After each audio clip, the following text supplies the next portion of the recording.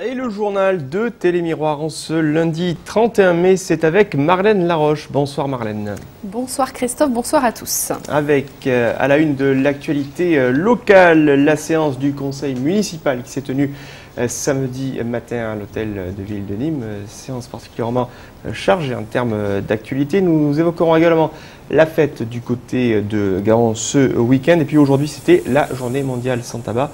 Sujet que nous développerons dans cette édition. Mais nous ouvrons ce journal, Marlène, avec les nombreuses réactions dans le monde politique suite à l'attaque de la flottille palestinienne par l'armée israélienne dans les eaux internationales. Oui, indignation après l'attaque de la flottille internationale d'aide humanitaire en route vers Gaza. Le bilan de l'assaut meurtrier des forces israéliennes contre la flottille, transportant une centaine de militants pro-palestiniens, ferait état d'une dizaine de morts. Le président Nicolas Sarkozy a fait part de sa profonde émotion. Dans le monde, en France et en région, les réactions sont nombreuses, comme à Nîmes, où le groupe communiste républicain et citoyen nous a fait part dans un communiqué de sa réaction. Il condamne avec une grande fermeté l'agression de l'armée israélienne. L'Union européenne, de son côté, implore la fin du blocus de Gaza et demande une enquête complète sur les circonstances de ce raid. À Nîmes, un rassemblement est organisé depuis 18h devant la Maison Carrée. Santé, ce 31 mai, journée mondiale sans tabac organisée sous l'égide de l'Organisation mondiale de la santé. Concernant l'épidémiologie, les jeunes Français détiennent le triste record d'Europe du tabagisme. Le tabagisme des femmes ne cesse d'augmenter ces dernières années. L'OMS estime que d'ici à 2020, le tabac sera la principale cause de décès dans le monde. À Nîmes, une semaine de sevrage tabagique gratuite était offerte à tous les fumeurs venus s'inscrire au stand du CHU Carrémo. Olivier Michel. Journée de sensibilisation au CHU. Dans le cadre de la journée mondiale sans tabac, l'hôpital nîmois a proposé à ses patients, visiteurs ou personnels, des rendez-vous rapides avec des médecins du service d'addictologie. Au programme, test de dépendance nicotinique avec mesure de l'oxyde de carbone et délivrance d'une ordonnance. 21, c'est 21 quoi? C'est 21 ppm, c'est-à-dire particules par million. Et en gros, quand on a 21, c'est qu'on fume autour de 15, 20, 25 cigarettes. On propose des consultations rapides d'aide au sevrage tabagique, une remise d'ordonnance par un médecin, tabacologue, et donc par la suite, c'est sur 8 à 10 jours, cette ordonnance qui est gratuite. En plus, vous savez, les patchs maintenant sont remboursés 50 € par la Sécurité sociale et plus, en général, 50 ou 100 € par les mutuelles. Donc la prise en charge est quasiment gratuite pour certains. Et donc on propose nous par la suite un suivi par le médecin traitant ou par l'équipe d'addictologie selon les souhaits du patient. Une prise en charge globale qui comprend un suivi psychologique, diététique et bien sûr médicamenteux. On a avec ces traitements plus de 50% d'arrêt en cours de traitement et à 1 an on a 25 à 30% d'arrêt définitif. C'est assez quand même intéressant. Donc ces traitements sont efficaces. Ils sont de 3 types. Substituts nicotiniques avec toutes les formes, les patchs, les substituts oraux, même les inhaleurs. On a le Champix, qui est un excellent traitement d'une efficacité tout à fait intéressante, qui permet donc un arrêt sur une dizaine de jours, alors que le substitut, c'est plutôt un arrêt immédiat. Et également, on propose, dans certains cas, en 3e ligne, des médicaments comme le Ziban, qui permettent également d'arrêter de fumer, en sachant qu'on a une prise en charge également par TCC. TCC, c'est-à-dire thérapeutique cognitivo-comportementale. On essaye de modifier le comportement du patient par rapport à sa cigarette. Selon l'Organisation mondiale de la santé, d'ici 2020, le tabac sera la principale cause de décès et d'incapacité, avec plus de 10 millions de victimes par an. Le tabac, c'est la première cause de mortalité en France et dans le monde, évitable, puisqu'on arrive à 66 000 décès par an en France. Vous voyez, c'est énorme. Cette progression de la maladie augmente, puisqu'on prévoit en 2030 un doublement de ces décès. Donc vous voyez, c'est une préoccupation majeure de santé publique en France. Et des chiffres alarmants en termes justement de décès à cause du tabac sur les années à venir. On va enchaîner, Marlène, avec l'actualité nîmoise et cette séance du conseil municipal particulièrement animée samedi matin. Oui, retour sur le conseil municipal de samedi, 4 heures pour 120 délibérations avec à l'ordre du jour la présentation du compte administratif 2009, très discuté par l'opposition. Mais Nicolas Pinchino a lui rencontré Yvan Lachaud. 120 délibérations dont la présentation du compte administratif 2009. Le conseil municipal de samedi 29 mai s'annonçait copieux et long. Si bien que chacun avait prévu un peu de lecture, de l'équipe à Tauroseis en passant par Libé, le Figaro ou le catalogue de l'expo présenté au musée des cultures taurines, la séance pouvait débuter. Et c'est Yvan Lachaud qui présentait le compte administratif 2009 en pointant bien sûr la maîtrise de l'imposition. On a encore amélioré la situation financière de la ville de Nîmes et sans avoir, depuis 2001, jamais augmenté les impôts puisqu'on est resté à taux constant. Donc c'est un budget qui permet quand même de réaliser grosso modo 48 millions d'euros d'investissement sur l'exercice avec des grosses opérations, AEF, Jean Jaurès, au niveau des écoles 13 millions d'euros. Et c'est un budget qui permet en même temps de faire baisser la dette puisque elle était en 2001 de 292 millions d'euros, elle est à 213 aujourd'hui, donc on a fait baisser la dette de quasiment 80 millions d'euros. Jean-Paul Fournier a dû se retirer lors des votes concernant le budget administratif, le maire ne devant pas assister à ces délibérations. Quant à l'opposition, comme à chaque budget, elle a voté contre. Pourtant, les échanges se sont faits dans une ambiance plutôt constructive. Il y a eu des débats entre l'opposition et la majorité, il y a eu des réponses données. Je pense que c'était un conseil municipal avec des débats intéressants et puis qui ont donné satisfaction aux uns et aux autres. Enfin, c'est ce que je souhaite du moins. Toutes les délibérations suivantes se sont enchaînées d'un bon pas parmi les remarques de l'opposition. Certains avenants modifiant les décisions déjà entérinées faisaient grincer les dents. Est-ce que ces dossiers avaient été mal jugés et pourquoi ces rallonges budgétaires ? Enfin, et finalement, c'est avant 12 h que la séance était levée et l'apéritif servi. La majorité, l'opposition, ils étaient tous présents dans la salle du conseil municipal, mais pas que, Marlène, également quelques membres de l'association Croco-Vélo. Oui, gronde du côté des cyclistes de l'association Croco-Vélo. Ils souhaitent se faire entendre sur l'aménagement de pistes cyclables conformes aux recommandations nationales. Après plusieurs courriers restés sans réponse, ils ont choisi d'investir de leur présence la salle du conseil municipal. Nicolas Pinchino les a rencontrés. Pas contents les cyclistes de l'association Croco-Vélo. En effet, depuis plusieurs mois et plusieurs courriers restés sans réponse, ils étaient une quinzaine à faire irruption en plein conseil municipal ce samedi 29 mai. N'étant pas écoutés, ils ont souhaité profiter de la présence de la presse au conseil municipal pour se faire entendre. Alors aujourd'hui, on n'a pas le droit de prendre la parole, les temps ont changé. Par contre, les revendications sont toujours les mêmes. Aujourd'hui, un peu plus axé sur les cyclistes, mais également pour les piétons, puisque par exemple sur le boulevard, sur les allées Jean Jaurès, on nous a mis une piste cyclable sur le trottoir, piste cyclable qui est trop étroite et où les piétons et qui est très peu différenciée du trottoir proprement dit. Donc c'est très pénalisant et pour les piétons et pour les vélos. L'association Croco-Vélo s'est donnée pour mission de pointer toutes les irrégularités en termes de circulation, notamment au niveau des panneaux de signalisation. Et elles sont plutôt nombreuses. Rue et route de Beaucaire, c'est surtout pas adapté au vélo.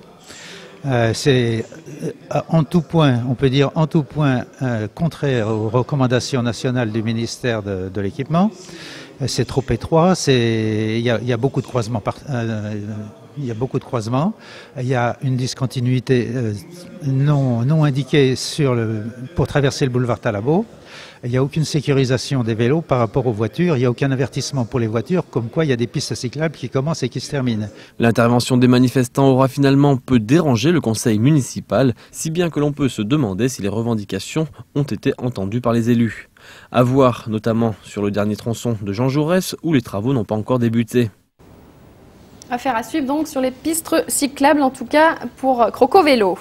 Politique et polémique, Marie-France Juanico, conseillère municipale déléguée au jumelage et aux rapatriés, a fait part dans un communiqué de l'indignation de membres de la communauté de rapatriés suite aux propos tenus par Yvan Lachaud, se prononçant en faveur de la commémoration de cessez-le-feu le 19 mars 1962. Selon le communiqué, le député va ainsi à l'encontre du décret instaurant le 5 décembre comme journée nationale d'hommage aux morts pour la France pendant la guerre d'Algérie.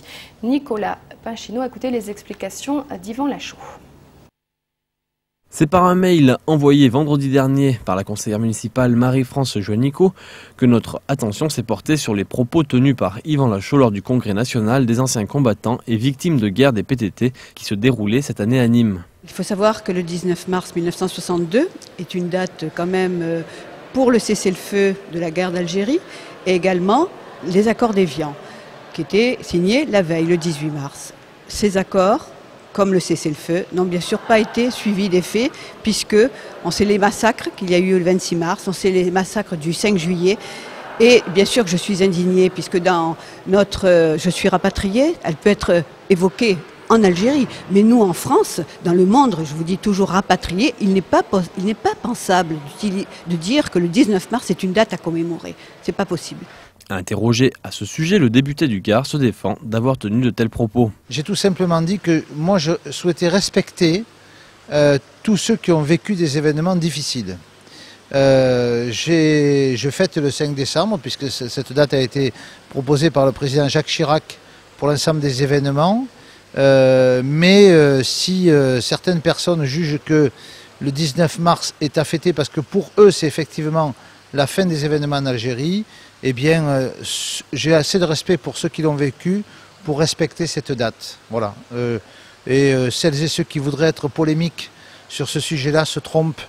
Un peu de respect par rapport aux anciens combattants, quels qu'ils soient, si c'est ce qu'a voulu dire Mme Janicot, je lui répondrai gentiment mais fermement.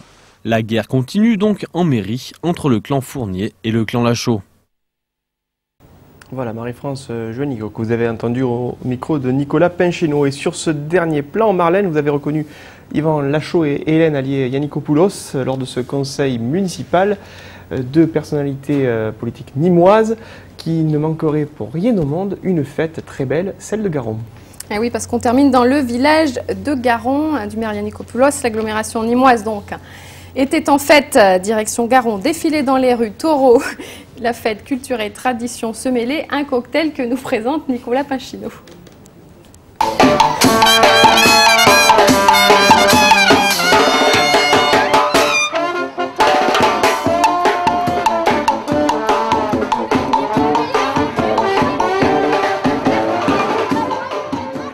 Comme chaque année, la fête votive de Garon a eu lieu dans une atmosphère festive. L'ouverture de la fête s'est déroulée vendredi dernier par la traditionnelle pégoulade. Vous voyez qu'on a un beau début de fête avec toute la jeunesse qui est ici présente, avec les plus vieux, les plus jeunes. Et aujourd'hui, c'est formidable et vous trouvez devant vous un maire heureux. Cette année, abrivade, course dans les arènes ou encore apéritif mousse étaient au programme, mais également deux nouveautés. On a changé un petit peu nos programmes. On a incorporé deux nouvelles choses dans nos programmes, c'est-à-dire l'Olympiade et le concours d'attrapaille.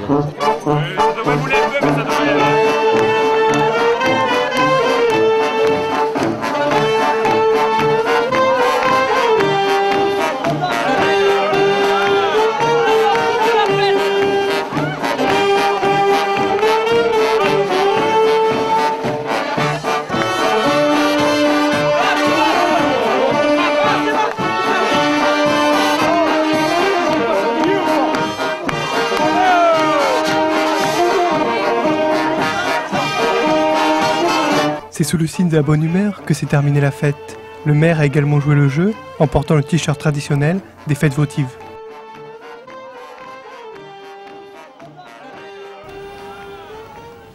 Un bien beau t-shirt que celui de la fête votive de Garon sur ce commentaire signé Adrien Feuch avec Marlène, une fête votive qui signifie pour nous très bientôt le retour du JT des fêtes votives, d'un classique de l'été, hein, bien sûr, par tous les villageois. Vous avez été très attentif, je l'ai vu, à ce sujet. Hein. Oui, puis j'ai bien aimé le t-shirt parce que c'est pas loin du t-shirt de Télémiroir, c'est un peu le même bleu, hein, leur bleu. Sans le flash code. Sans le flash code. On va enchaîner avec un petit peu de tournage. On va partir dans les arènes, peut-être en Espagne, n'est-ce pas? Allez, avec quelques nouvelles des arènes d'Antequera dans la province de Malaga, avec ces images d'archives de Patrick Logier, l'éleveur arlésien particulièrement heureux. On le voit ici sur ces images tournées en février dernier. Patrick Logier, dont les taureaux faisaient leur présentation dans les arènes d'Antequera dans la province de Malaga. Corrida intégrale de Patrick Logier avec 4 exemplaires de Piedras Rojas d'origine Marquis de Domecq et 2 exemplaires de Dos Hermanas d'origine Sanchez Arjona, c'est du Juan Pedro Domecq, avec une tardée triomphale, 2 fois une oreille pour le torero andalou Oliva Soto, une oreille pour le torero arlésien Juan Bautista, qui lui a d'ailleurs dédié un taureau.